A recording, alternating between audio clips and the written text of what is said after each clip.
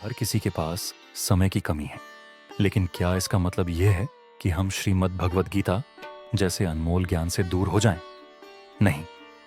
अगर आपके पास गीता पढ़ने का समय नहीं है, तो कम से कम उसके ये 3 मूल सिद्धांत याद रख लीजिए, जो आपकी पूरी जिंदगी की दिशा बदल सकते हैं।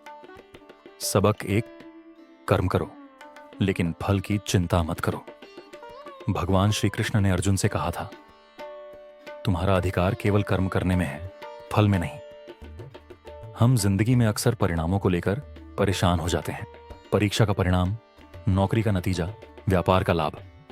लेकिन गीता हमें सिखाती है, अपना ध्यान केवल अपने कर्म पर केंद्रित करो, ईमानदारी और समर्पण से काम करो। फल की चिंता भगवान पर छोड़ दो, वे हमेशा सही समय पर सही फल देते हैं। सबक 2, तुम शरीर नहीं आत्मा हो। हम अक्सर कहते हैं, मैं थक गया हूं, मैं असफल हो गया हूं। लेकिन गीता कहती है, तुम कभी असफल नहीं हो सकते, क्योंकि तुम शरीर नहीं, एक अमर आत्मा हो। वह आत्मा जो न तो कभी मर सकती है, न पानी उसे भिगो सकता है, न अग्नि उसे जला सकती है।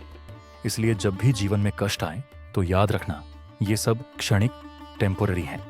तुम्हारा असली स्वरूप अमर है।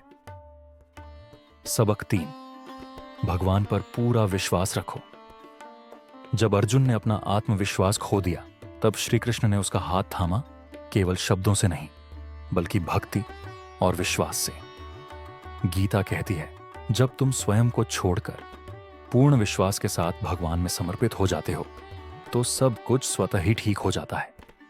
जीवन का हर संघर्ष, हर उलझन तब अर्थपूर्ण हो जाती है जब तुम कहते हो, मुझे नहीं पता रास्ता क्या है, लेकिन मुझे पूरा विश्वास है कि भगवान मुझे सही दिशा में ले जाएंगे।